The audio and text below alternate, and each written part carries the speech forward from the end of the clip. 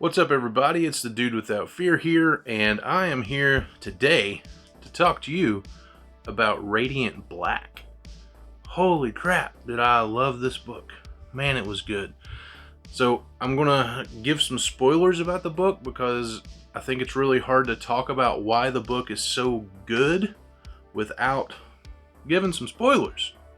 So I'm gonna spoil a couple things. So if that's not your cup of tea, then back out now. Radiant Black is written by Kyle Higgins, and Kyle Higgins has written some stuff that I've thought was good. You know, he's not written anything that I was just like, oh my gosh, Kyle freaking Higgins, dude. But he's also not written anything that I was just like, ugh, I will never buy anything he's ever written again. He writes some decent stuff.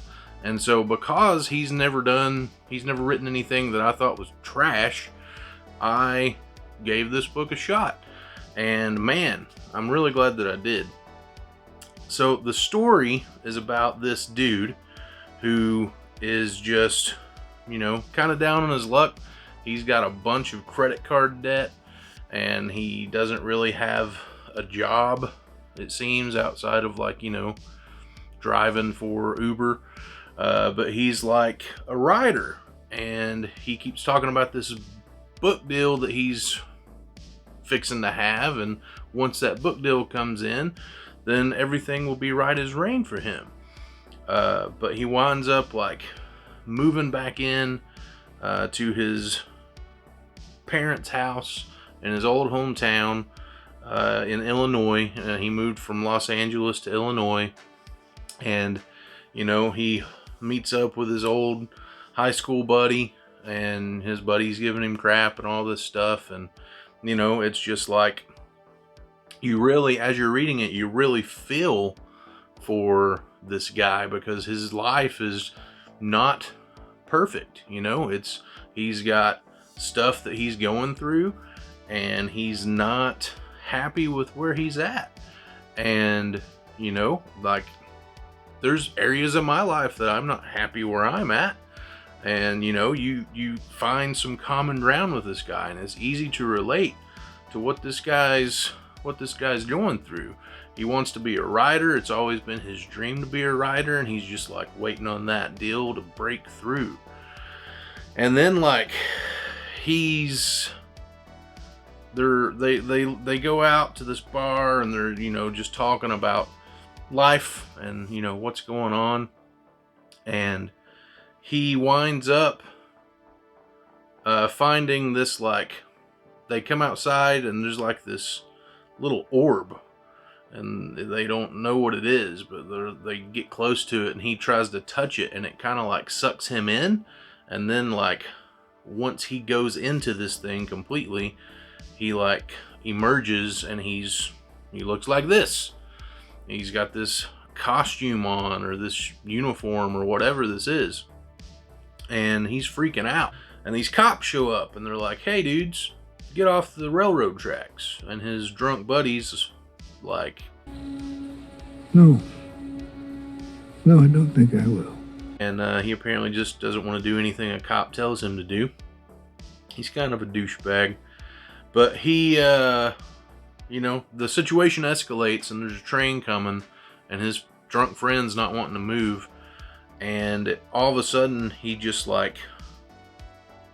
moves everybody, him, his friend, the cops, and the train, just up in the air, and just holds them there, and stays like that for a little bit. And he did it with his mind, and they're like, holy crap.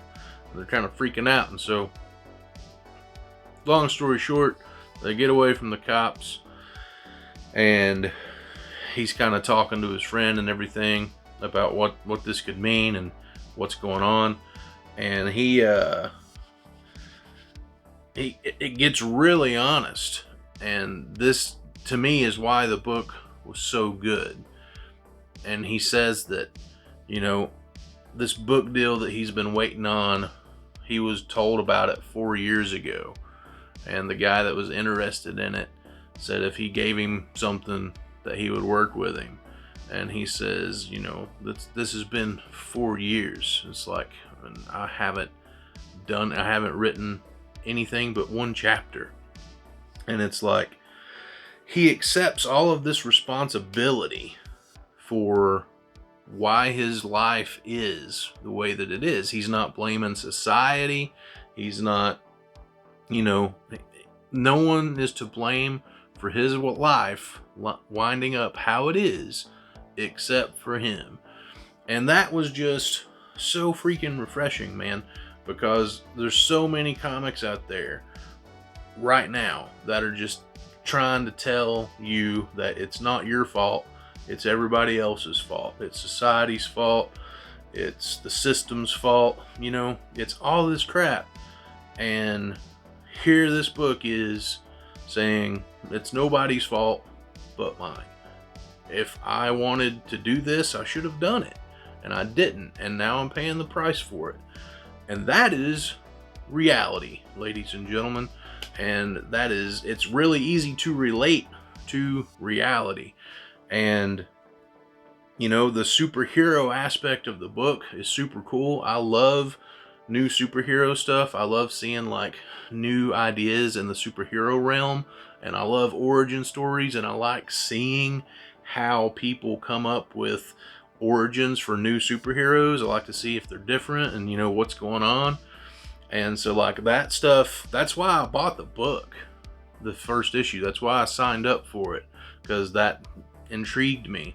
But the story and where this guy's at in his life, that's why I'm going to continue to buy the book, because it's really honest and it's really refreshing. And I'm telling you,